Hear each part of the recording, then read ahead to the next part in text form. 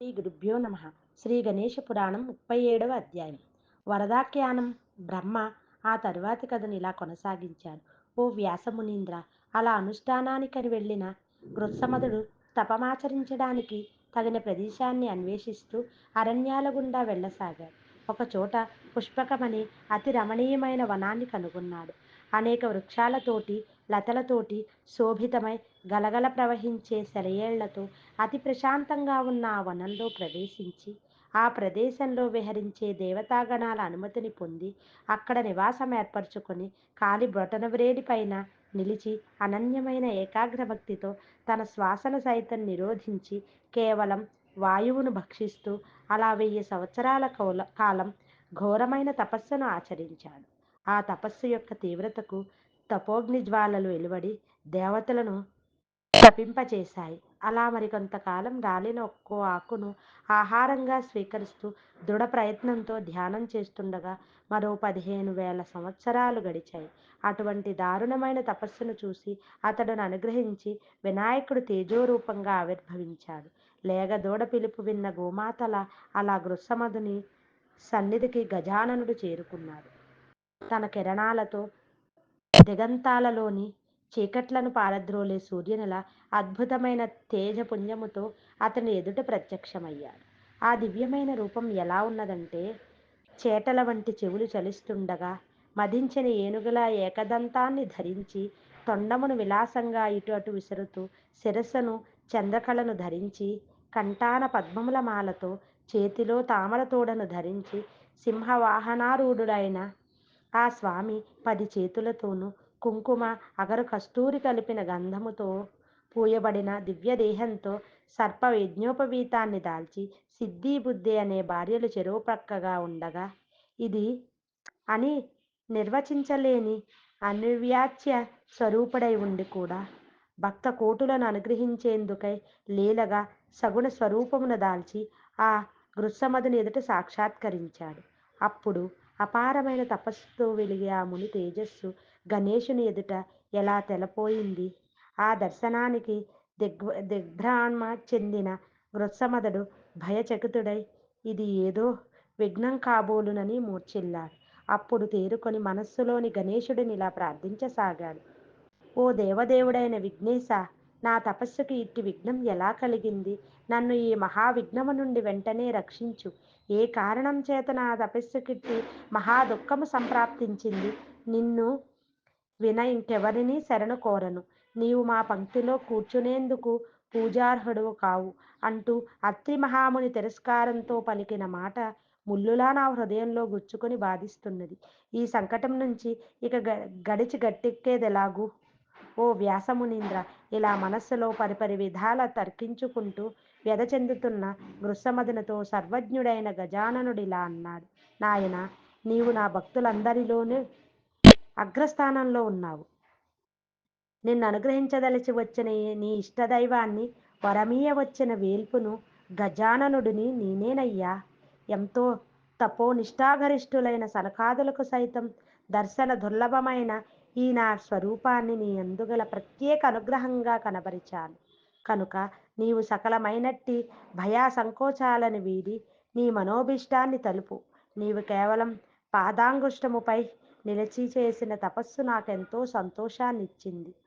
ఓ కృష్ణ ద్వైపాయన, ఆ గణేశుని అనుగ్రహ వచనాలను విన్న గృత్సమధుడు సంతుష్టాంతరంగుడై సంతోషంతో పులకాంకితుడై భక్తి మీర సాష్టాంగ నమస్కారమును ఆచరించి ఆ వరద గజాననుడితో ఇలా అన్నాడు. ఓ పరమానుగ్రహమూర్తి, వరద విఘ్నేశ, నీ అమోఘ సాక్షాత్కారం చేత నా జన్మ, నా తపస్సు నియమాలు సఫలమైనాయి. అఖండమైన ఆనందమే స్వరూపమైన వాడవు, పరబ్రహ్మవు, నిరాకారుడవు, అలార్ధమై స్వరూపం ధరించి భక్తావళిని అనుగ్రహించే ప్రేమైకమూర్తివి అంటూ గొంతు గద్గదమవగా భావాతిరేకంతో ఆనందపరవశుడై చిదానంద ఘనుడు, వేదశాస్త్రాల చేత కనుగొనబడేవాడు అయిన పరమాత్మ నేడు నాకు సాక్షాత్కరించాడు. ఇక నేనేమి కోరుకోనా అంటూ మరింత భక్తి పెళ్ళు భీకిరాగా ఆనంద భాష్పాలు కన్నుల నుంచి జాలువారగా, ఓ కరుణాసింధు, నీ అనుగ్రహం అపారమైనది.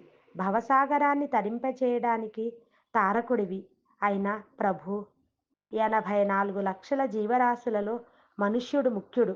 అందులోని చతుర్వర్గాలలోనూ బ్రాహ్మణ జన్మ, బ్రాహ్మణలోను జ్ఞానులు, వారిలోను అనుష్ఠానపరులు, అట్టి పరులలో బ్రహ్మవేత్తలు శ్రేష్ఠులు. అందుచే ఓ పరమేశ్వర, అట్టి బ్రహ్మజ్ఞానాన్ని నాకు అనుగ్రహించు. నీ యందు దృఢ భక్తిని, ఎన్నటికీ మరువని అనన్య చిత్తాన్ని నాకు ప్రసాదించు. నిన్ను ఆరాధించే భక్తులలోకెల్లా నాకు శ్రేష్టత్వాన్ని ఇవ్వు.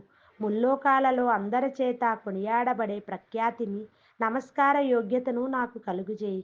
ఈ తపోభూమి పుష్పకమనే పేర ప్రఖ్యాతమవుగాక.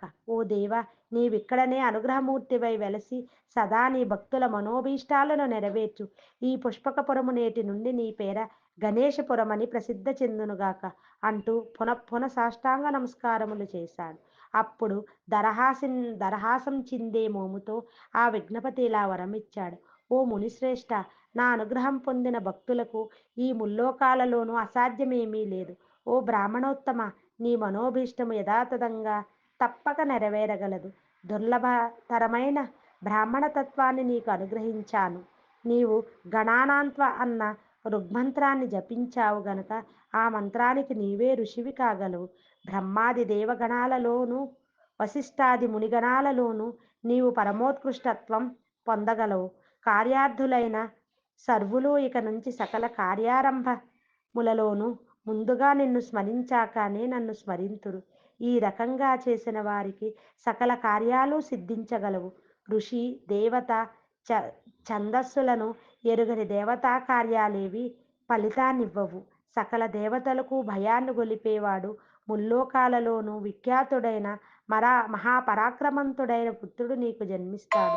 రుద్రుడు తప్ప అతడు ఎవరి వల్ల జయింపబడని శక్తి సంపన్నుడు, నా యంది అనన్య భక్తి గలవాడవుతాడు.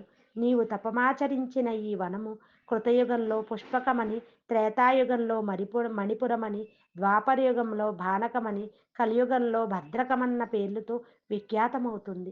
ఇచ్చట స్నానాది కాలం చేయటం వలన సర్వులకు సకల మనోభీష్టాలు సిద్ధించగలవు.